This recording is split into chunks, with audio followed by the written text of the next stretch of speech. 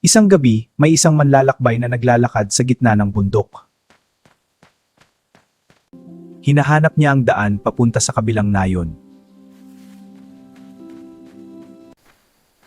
Parang naliligaw na siya. Hanggang may narinig siyang kaluskos sa dilim. Napaatras siya sa takot. At mula sa dilim lumabas ang isang napakalaking lobo.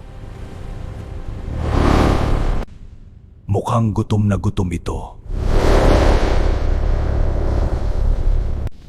Akala niya ito na ang kanyang katapusan.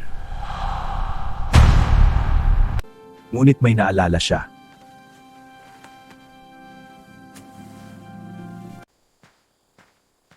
Isang piraso ng tinapay. Dahan-dahan niya itong inihagis.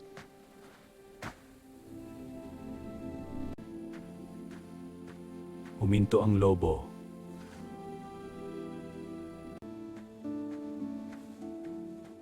At kinain ang tinapay.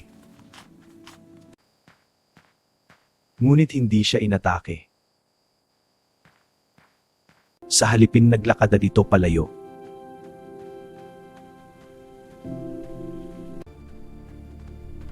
Parang may gustong ipakita. Kaya sumunod siya.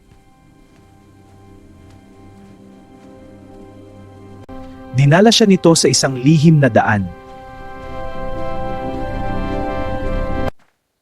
Ang daan palabas ng bundok. Minsan ang kinatatakutan natin sila pala ang magliligtas sa atin.